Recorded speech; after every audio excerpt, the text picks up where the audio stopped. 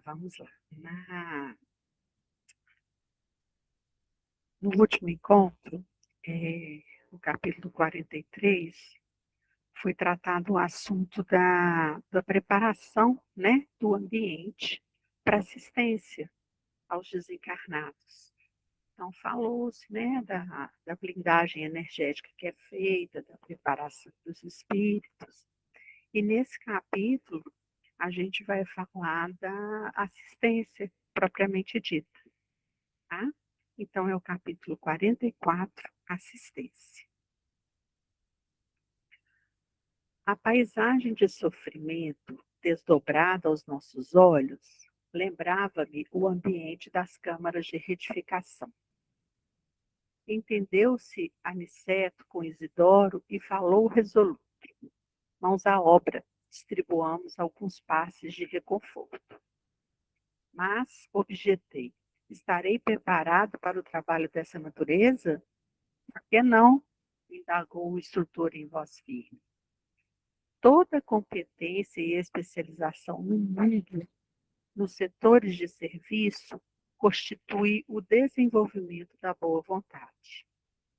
Bastam o sincero propósito de cooperação e a noção de responsabilidade para que sejamos iniciados com êxito em qualquer trabalho novo. Eu grifei essa parte que eu achei importante o André estar incentivando, o Aniceto está incentivando o André, e dizendo, né, que basta boa vontade, propósito, um senso de cooperação e de responsabilidade, que ele ia conseguir.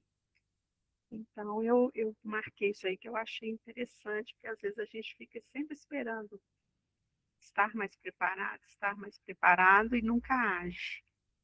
Então, para a gente pensar sobre o que realmente é necessário para começar, né, a agir em prol do outro.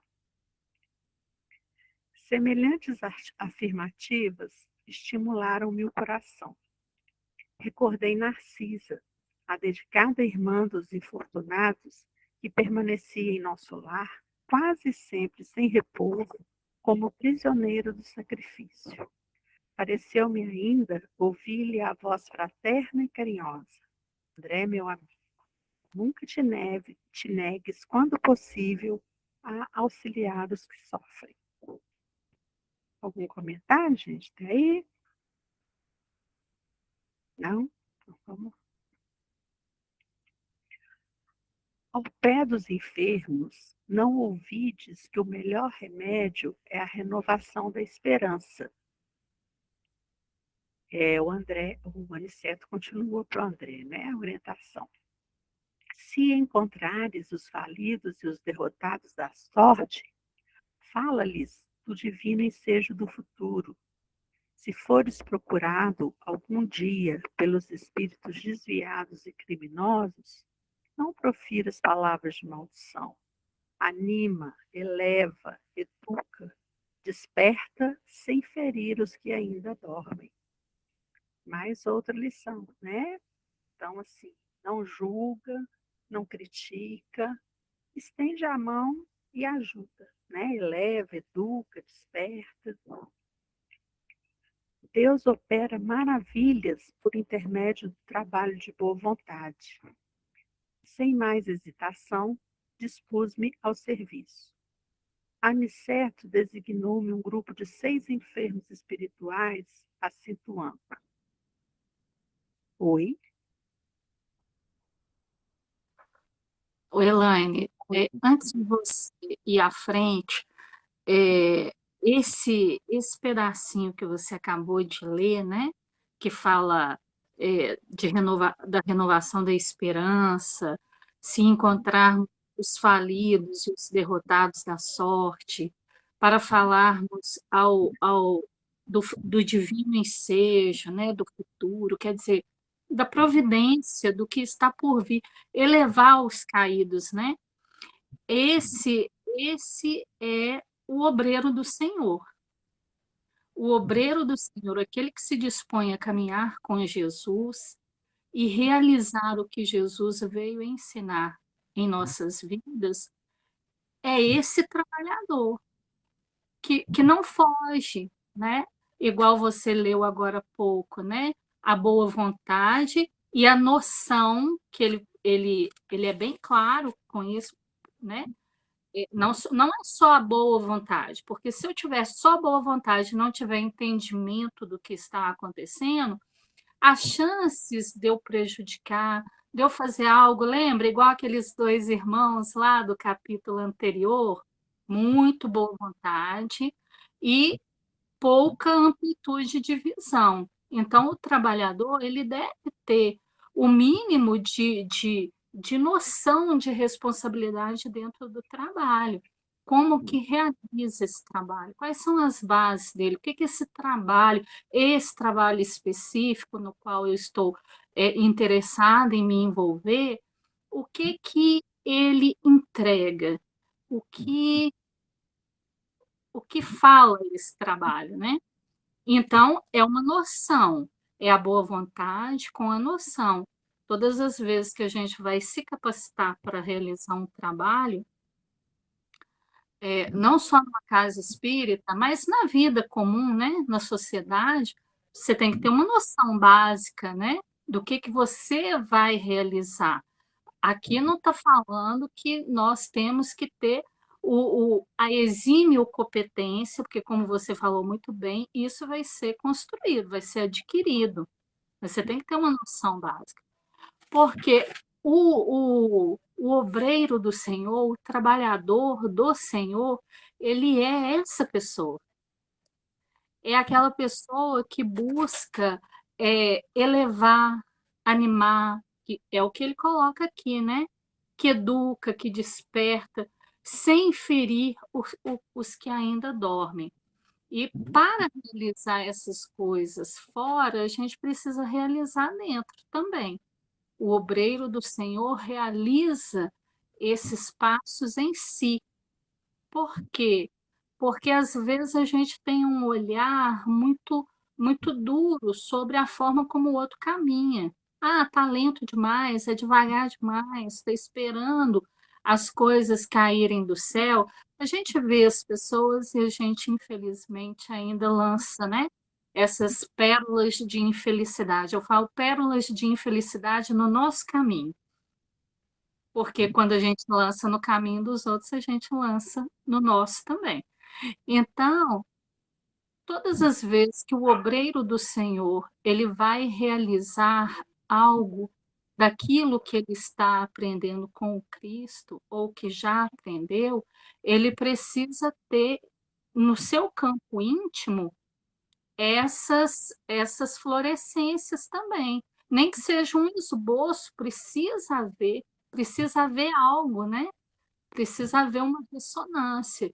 Então, elevar espíritos caídos, muitas vezes a gente fala assim: ah, mas eu não tenho a capacidade de soerguer uma pessoa, uma mãe que está aflita porque enterrou um filho, uma mãe que está aflita porque o filho está envolvido com drogas ou outras coisas tão nocivas quanto. Eu não tenho, mas você é capaz de ouvir?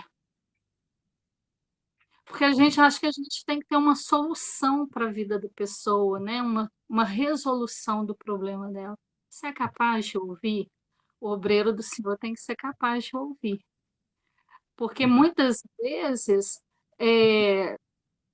não precisa falar, porque a situação ela é extremamente dolorosa e não tem palavras que conseguem assim, dar uma plainada, uma suavizada na situação. Ouvir, soerguer, olha, vai passar.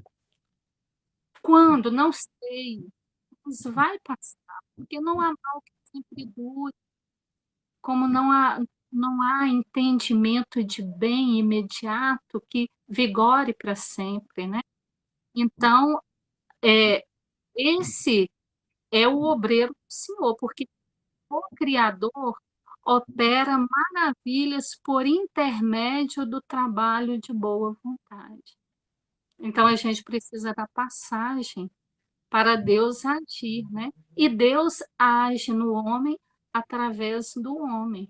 Isso nós já sabemos, né? Então, apareceu o trabalho, não tema, não tema. Fala, Senhor, eu estou aqui, o Senhor sabe que os meus feitos ainda são muito pequenos, Senhor, mas o que eu tenho eu te entrego. A gente fala isso para Deus falando para a gente. E aí a gente se coloca no campo como uma ferramenta à disposição. É uma ferramenta de corte tramontina? Não, gente. É a ferramenta que tem o corte que dá para ter naquele momento. Pode melhorar? Deve. A gente não deve descansar em cima daquilo que a gente já tem. É só isso que eu sei entregar. É para frente. Né? Obrigada. Nada. Kátia? Eu queria só comentar aqui essa parte que ele fala assim, né? Aplique seus recursos, André. Né? Eu achei interessante. Aplique seus recursos. Quais são os recursos que ele, como um médico que foi um médico encarnado, né? E hoje já em trabalho de talvez uma evolução um pouquinho melhor, porque já estudou bastante. Qual o recurso que ele tem? Ele poderia ter bem mais do que eu, vamos supor assim. Pode ter bem mais recurso que eu, mas qual é o principal recurso que todo mundo tem? Uma sensibilidade, empatia, intuição, a intenção, a boa vontade. Então, todo mundo tem bons recursos, né?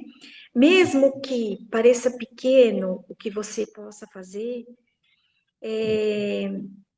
se a gente pensar que a gente pode plantar algo pequeno e esperar que floresça e se torne grande um dia, mesmo que o resultado não seja imediatista, a gente pode ainda ter, assim, bons resultados. Então, o que cada um pode fazer está dentro da sua limitação, mas cada um dá o que tem. Então, no caso aqui, ele fala: use seus recursos, André. E os recursos que ele tem, cada um vai ter os seus, né? E todo ato de bondade tem valor, mesmo que pareça pequeno de imediato, mas ele, com certeza, se não dá um resultado tão imediato como no primeiro caso dele, pode dar um resultado futuro também. E outra coisa que eu queria comentar, né, que quando a gente encontra com pessoas fragilizadas, seja por doença ou por qualquer outro motivo, de filhos envolvidos com coisas tristes, né, as pessoas ficam mais fragilizadas. E às vezes, quando você pega um momento de pessoa fragilizada, o que você melhor tem para doar é respeito e escutar. Pode ser um remédio muito mais efetivo do que qualquer outra coisa. Não é a solução que muitas vezes a pessoa espera, porque a morte é irremediável. Um filho nas drogas, você não tem uma solução imediata. Mas se você for com respeito e com boa vontade, você consegue ajudar. Isso todo mundo consegue dar, né? Na maioria das vezes a gente tem o que oferecer. É isso, obrigada. E a gente percebe que, ao longo, né, da leitura do livro, o André está sempre falando sobre isso, né? Lá no capítulo 19, no sopro, ele falando, né, do que precisa para ter esse poder do sopro curativo, e ele fala que em qualquer tempo e situação, o esforço individual é imprescindível. Toda realização nobre requer apoio sério. E reforça mais embaixo um pouquinho. Para isso, precisam conservar a pureza da boca e a santidade das intenções. Então, sempre voltando para o preparo moral, espiritual mesmo da pessoa. Né? Não é esse preparo técnico, não é um preparo que ele vai até falar aqui mais embaixo, de formação, mas é o preparo íntimo mesmo, né? Voltando para dentro de si. Então, continuando. Com a nossa colaboração, os amigos em tarefa nessa casa poderão atender às responsabilidades diferentes e também imperiosas. Os mais apagados trabalhadores do bem rejubilem-se pela exemplificação nas lutas comuns e edifiquem-se no Senhor Jesus, porque nenhuma de suas manifestações fica perdida no espaço e no tempo. Naquele instante em que fora chamado a prestar auxílios reais, eu não recorria aos meus cabedais científicos. Não me reportava tão somente à técnica da medicina oficial a quem me filiara no mundo, mas recordava aquela Narcisa, humilde e simples, das câmaras de retificação, enfermeira devotada e carinhosa, que conseguia muito mais com o amor que com medicações. É o que a gente acabou de falar, né? A intenção, a responsabilidade, a noção. Alguém mais quer comentar, gente? Então, vamos lá. Aproximei-me de uma senhora profundamente abatida, lembrando o exemplo da generosa amiga de nosso lar, entendendo que não deveria socorrer utilizando apenas a firmeza e a energia, mas também a ternura e a compreensão. Minha irmã disse, procurando captar-lhe a confiança. Vamos ao passe reconfortador. Ai, ai, respondeu a interpelada. Nada vejo, nada vejo. Ó tracoma, infeliz que sou. E me falam em morte, em vida diferente. Como recuperar a vista? Quero ver, quero ver. Calma, respondi encorajado. Não confia no poder de Jesus? Ele continua curando cegos, iluminando-nos o caminho, guiando-nos os passos. Somente mais tarde lembrei que, naquele instante, ouvi dar a curiosidade doentia. Não pensei na impressão deixada pelo tracoma naquele organismo espiritual. Nem me preocupei com a expressão propriamente científica do fenômeno, vendo apenas à minha frente uma irmã sofredora e necessitada. Eu marquei essa parte porque aqui a gente já percebe como que o André evoluiu nesse processo, né? E lá atrás, no início do livro anterior, se não me engano, foi a dona Laura que falou com ele, né? Toma cuidado com a curiosidade, ela é nociva, ela não é o objetivo. E aí, nesse momento em que ele vai prestar assistência, ele percebeu o quanto que ele já tinha superado essa fase, né? E à medida que me dispunha a observar a prática do amor fraternal, uma claridade diferente começou a iluminar e aquecer minha fronte. Um comentário, gente? Eu gostaria de fazer um comentário, porque você estava lendo, e eu lembrei assim de vários exemplos, né, que a gente, de trabalhadores que a gente tem, já teve na seara espírita, né, que ele fala que à frente dele ele via uma irmã sofredora e necessitada. É muito bonito quando a gente observa o esforço do espírito na sua transformação, e essa transformação acontecendo conosco, né? Conosco, com as pessoas que a gente vê vencendo as suas dificuldades, né? A gente está acompanhando a história do André, nós estamos acompanhando o esforço dele em vencer as suas dificuldades. E isso também acontece conosco, acontece com pessoas próximas a nós. E quando acontece conosco, e a gente fala assim, gente, algum tempo atrás, eu não agiria nessa situação dessa forma, né? Que bom que o tempo passou, que bom que eu aprendi alguma coisa, né? Uma vírgula diante de tudo que ainda está por vir, mas que bom, porque quando a gente olha para uma pessoa, né, e vê nela a fragilidade, né? Você vê um irmão, você não olha alguém que está doente, né? Não tem um olhar curioso, científico, especulador. Você olha o indivíduo, né? E olha com caridade, com fraternidade, olha uma pessoa que às vezes ela é tão necessitada de tudo, sobretudo do pão espiritual, e que o interesse dela é unicamente o pão material. E o que que a gente faz? Ou alguns ainda fazem, nós fazemos, né? Eu faço. A gente julga a necessidade, falando assim, pô, essa pessoa, né, não observa a necessidade que é espiritual, que é muito maior do que aquilo. Aí a gente vai lembrar de Jesus, né? Que Jesus ele oferecia o recurso espiritual, mas ele não deixava de oferecer o recurso material, né? O pão para quem tem fome, né?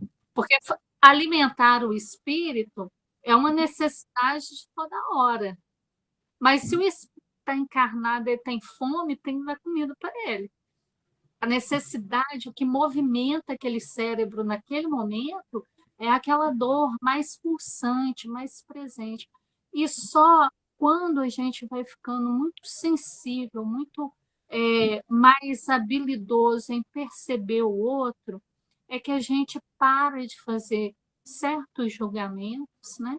E observa o cerne da situação, o cerne, qual que é, né? Então, assim, gente, tem coisas que são muito lindas que são realizadas por trabalhadores espíritas, né? A gente teve o Chico, que eu já até contei isso aqui uma vez, que ele ia visitar alguns irmãos muito frágeis, muito debilitados, muito pobres, e aí às vezes, para alguns, né, que já estavam doentes, teve um que é narrado em um livro, que ele leva um maço de cigarro e dá para a pessoa já estava doente, já era um fumante reiterado, já estava com a saúde debilitada por causa do fumo, e aí ele vai e leva um maço de cigarro para a pessoa.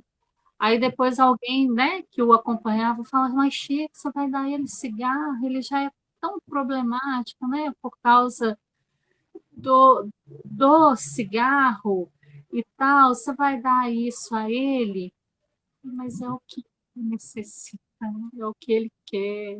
Então, isso aí é enxergar o outro além do próprio julgamento. Porque o que que a gente faz? Não vou dar, porque né, o fulano não pode.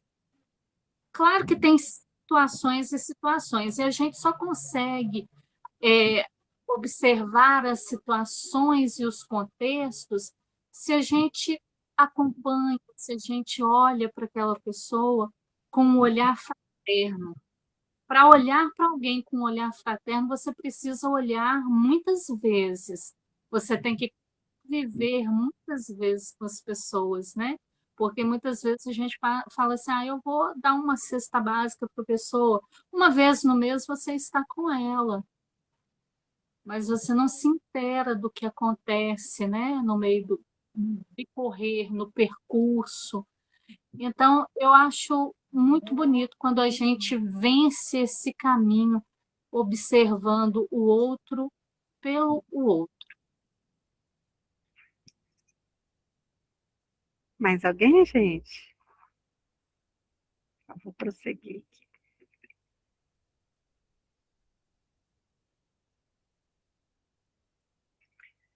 Lembrando a influência divina de Jesus, Iniciei o passe de alívio sobre os olhos da pobre mulher, reparando que enorme placa de sombra lhe pesava na fronte.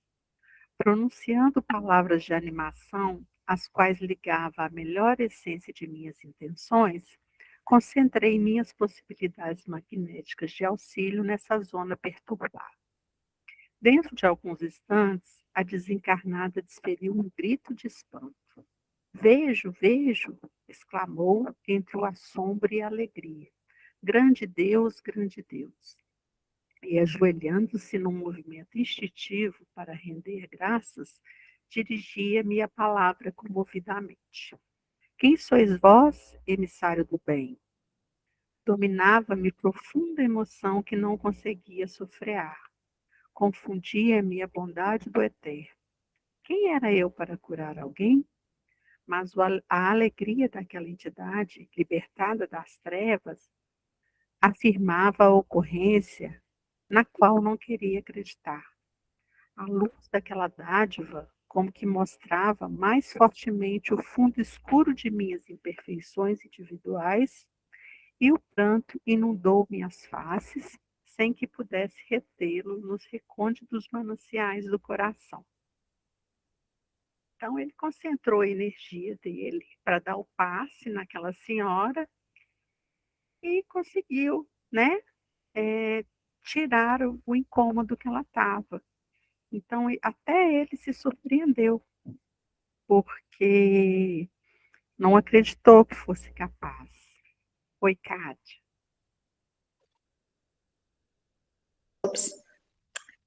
Então, aí, né, esse trecho eu achei bem interessante esse trecho, né, porque ele tem aquele impacto emocional com o sentimento de uma transformação interior profunda, né? Eu imagino a cena, né? Imagino eu na situação dele. Se a gente faz qualquer tipo de caridade, benefício, a gente já sente o coração tão vibrar, tão pulsante, né? Tão bom. Imagina numa situação de você dar um passe e levar a pessoa a voltar a enxergar. Deve ser gratificante demais, né? E nisso, eu acho que eu teria a mesma pensamento dele, né? Que ele pensa, eu tenho tanto a melhorar, como eu consigo ajudar desse jeito, nesse formato. E é super interessante, né? Que muitas vezes a gente acha que a gente não dá conta de certas situações, e só quando você vai com fé, com coragem, com humildade, que você faz um enfrentamento e consegue um resultado tão positivo. Imagina, imagina você fazendo isso e tendo essa oportunidade de ter uma benção tão grande, né? E o importante é que ele vai para a humildade.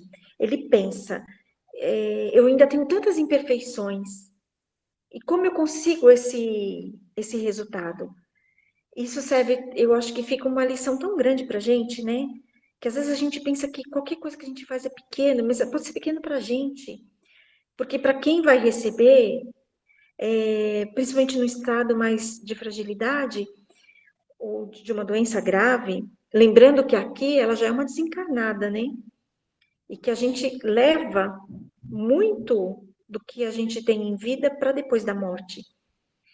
E nesse contexto, ele cura. Ele cura, ele parece Jesus, né? Ele diz que ele tem uma força que está auxiliando, mas ele cura. E eu achei isso muito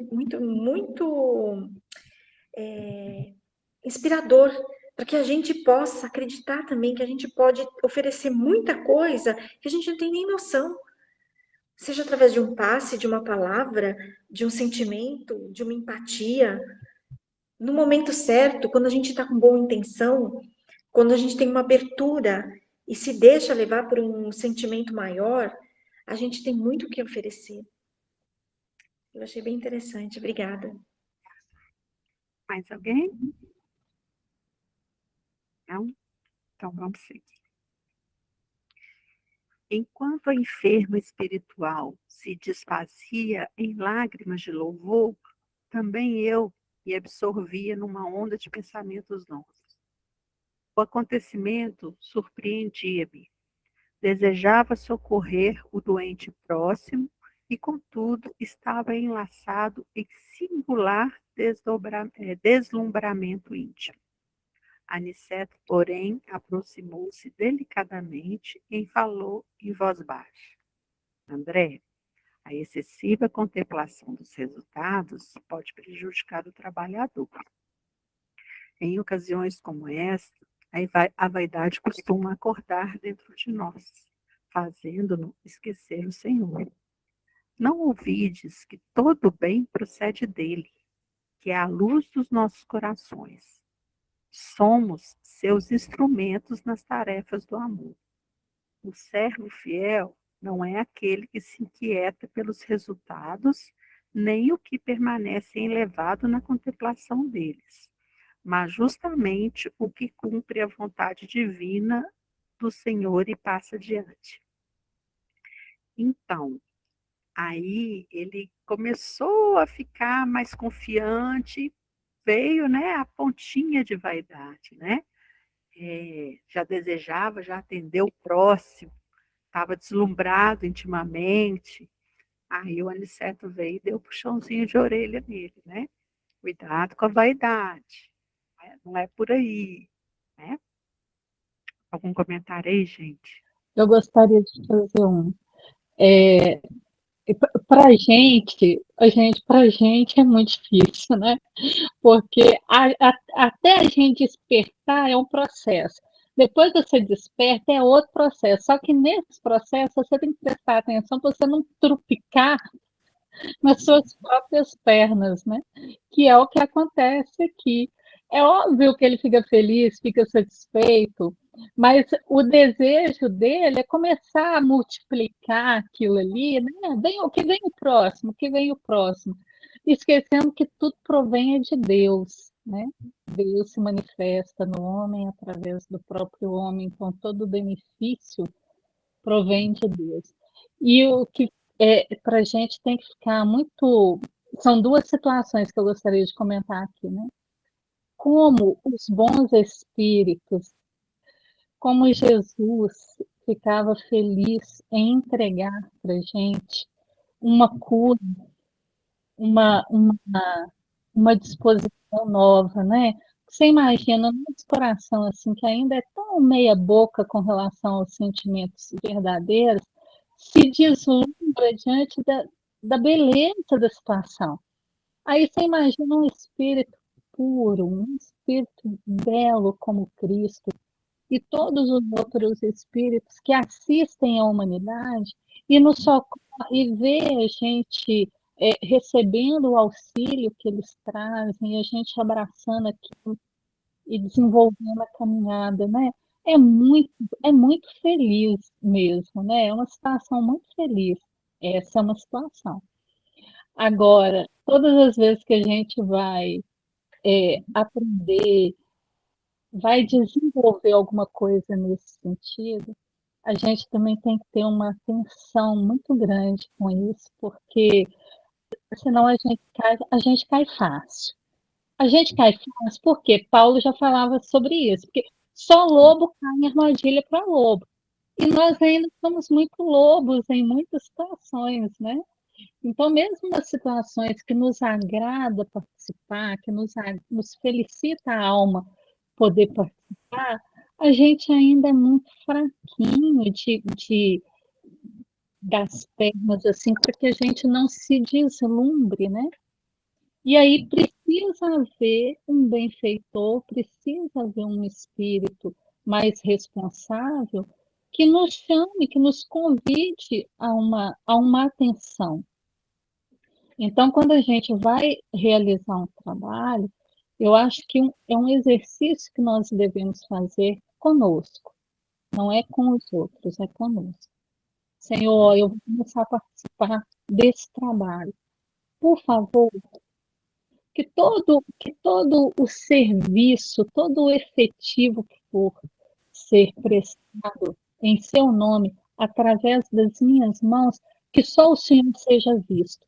Gente, isso é um exercício, tá? Isso é um exercício para a nossa vaidade.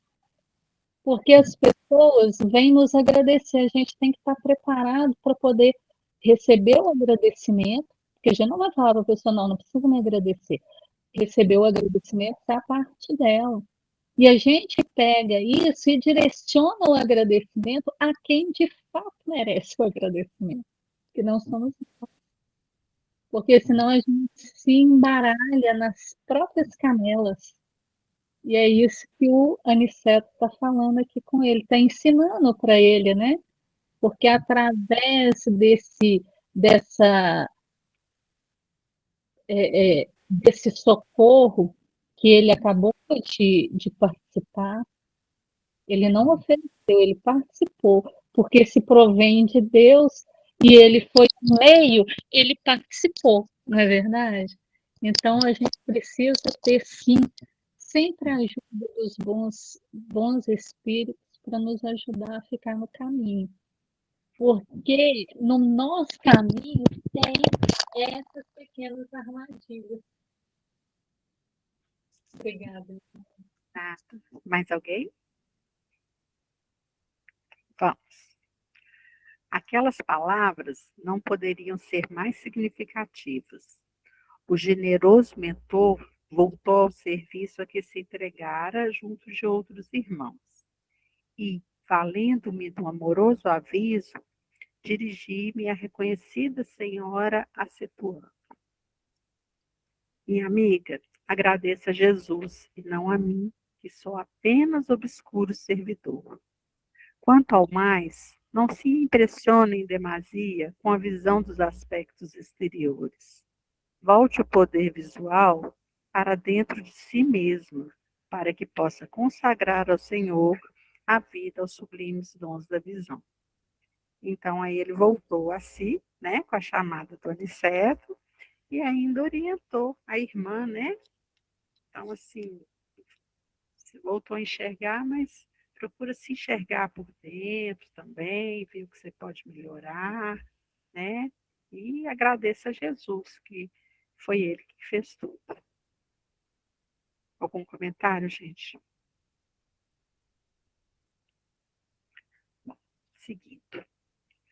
Notei que a ouvinte se surpreendia com minhas palavras, que lhe pareceram talvez inoportunas e transcendentes, mas novamente firme na compreensão do dever, acerquei-me do enfermo próximo. Tratava-se do infeliz irmão que falecera na Gamboa, vitimado pelo câncer. Toda a região facial apresentava-se com horrífico aspecto. Apliquei os passos de reconforto, ministrando pensamentos e palavras de bom ânimo, e reparei que o pobrezinho se sentia tomado de considerável melhora. Prometi-lhe interesse amigo, a fim de internar-se em alguma casa espiritual de tratamento, recomendando que preparasse a vida mental para colher semelhante benefício oportunamente. Em seguida, atendi a 2 ex-tuberculosos do Encantado, a uma senhora que desencarnara em piedade em consequência de tumor maligno e a um rapaz de Olaria que se desprendera num choque operatório. Nenhum desses 4 últimos, contudo, manifestou qualquer alívio. Persistiam nas mesmas indisposições orgânicas, os mesmos fenômenos psíquicos de sofrimento. E aí ele percebe, né, que depende também da pessoa estar aberta a receber aquela dádiva, aquele tratamento, que também, se ela não quiser, não adianta, né? Não adianta ele, não adianta a vontade divina, precisa da gente também. Algum comentário? Eu gostaria de fazer um comentário breve aqui. A sua observação ela foi muito oportuna, Elaine, porque realmente, se não tiver aberto, se não estiver na disposição para receber a melhora, porque o que que a gente aprende com a doutrina espírita? Olha, a doença, ela está manifesta no corpo, não é? Então, o espírito vai deixar o corpo físico, ele deixou a doença. Só que a matriz do problema está com o espírito. E a mente do espírito, ela está toda encapsulada naquele problema. Então, acontece muito, a gente vê isso acontecendo nos relatos, né? Nos livros, nas reuniões mediúnicas, a quantidade de espíritos que se mantêm dentro do mesmo processo de doença, de sofrimento, de adoecimento, de dor, a mesma coisa. E a gente pode ficar pensando assim: ué, mas o que que aconteceu? Saiu do corpo, não era para estar são? Ou para estar melhor, estar em processo de recuperação? Uma das situações é a forma como a pessoa vive essa problemática, né? É como ela vive a vida física dela, como que ela absorve essa doença, esse caos orgânico dela, como que ela absorve, como que ela lidar com isso. A falta de fé, né? A falta de fé no futuro, a falta de visão que as coisas melhorarão. Não, aquilo ali não é permanente, é transitório. Deserto não é lugar que se vive, é lugar que se atravessa.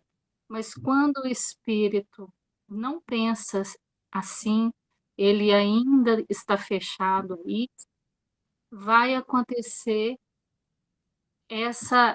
esse resultado aqui, né? Ah, mas então quer dizer que o André perdeu o poder, ou porque Deus, que agia através dele, não quis curar aqueles filhos? Você falou, não tem o que ser feito se a pessoa em questão tiver fechada isso, estiver naquele processo de monoideia, né, dentro da sua dor, do seu sofrimento, das situações que levaram ela para aquele resultado ali. Então, não depende, gente, da espiritualidade. A espiritualidade nos entrega os benefícios sempre, mas a gente tem que estar com a porta aberta para os benefícios, né? Atravessa a porta.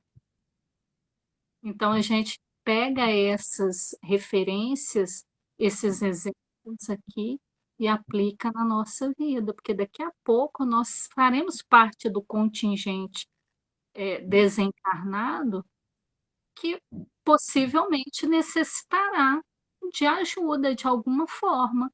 E se a gente estiver fechado, esse benefício vai demorar para chegar, até que a gente se abra para ele, né? Isso acontece nessas situações de um corpo espiritual lesado, né, representando o corpo biológico que ficou na Terra, como demonstra as situações dos espíritos nas mais variadas vivências no plano espiritual. Como exemplo, nós temos André Luiz. Ficou 8 anos naquele ambiente, sendo que se ele tivesse mudado o padrão, feito uma oração, pensado diferente, ele poderia ter ficado menos tempo naquela região, né? Obrigada. Nada. Mais alguém? Então, vamos lá. Terminada a tarefa que me fora cometida, reuni-me ao nosso instrutor e Vicente, que me esperavam no canto da sala. As atividades de assistência, exclamou Aniceto cuidadoso, se processam conforme observam aqui. Alguns se sentem curados, outros acusam melhoras e a maioria parece continuar impermeável ao serviço de auxílio. O que nos deve interessar, todavia, é a semeadura do bem. A germinação, o desenvolvimento, a flor e o fruto pertencem ao Senhor. Eu achei essa colocação fantástica. A gente semeia, né? Agora, a, a germinação, o desenvolvimento, isso vai vir do Cristo, né?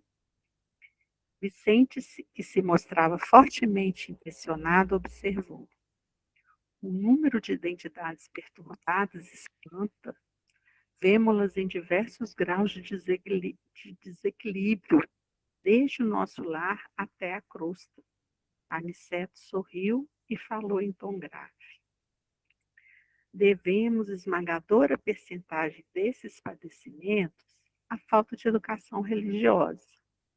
Não me refiro, porém, àquela que vem do sacerdócio, ou que parte da boca de uma criatura para os ouvidos de outra. Refiro-me à educação religiosa íntima e profunda, que o homem nega sistematicamente a si mesmo. Eu também achei esse parágrafo de uma pertinência, assim, fantástica, né? Porque quando ele fala, não é a educação religiosa, que não é aquela que vem do sacerdócio, nem de quem fala e nem de quem ouve, mas da reforma íntima mesmo, da busca íntima do espírito de se tornar um ser melhor, né? Então é isso, gente.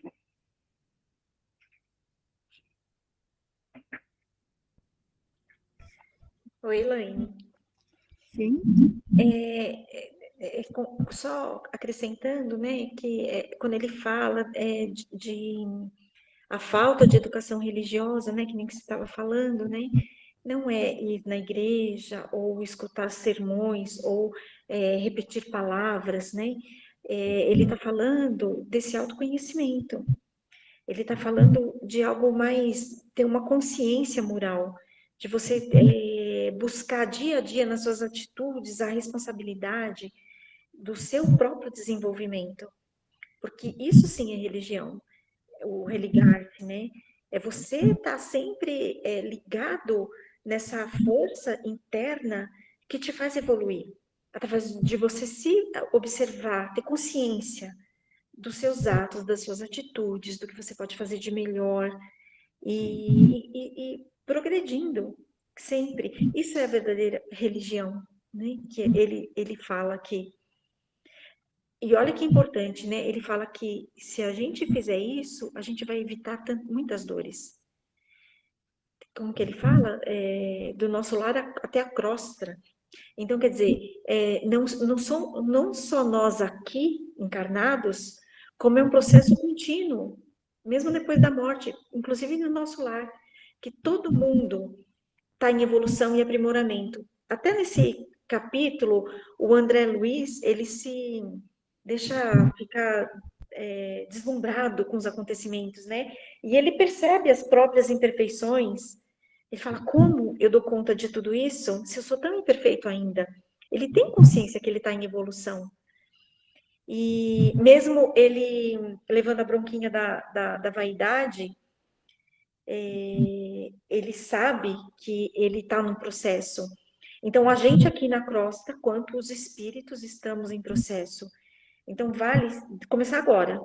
Um controle emocional, uma consciência do que somos, a prática real, né? Está na prática real. De valores como paciência, maledicência, tudo que a gente pode desenvolver e com boa vontade a gente consegue muito. Pequenas ações todos os dias vale muito a pena. Isso. Obrigada. Então é isso.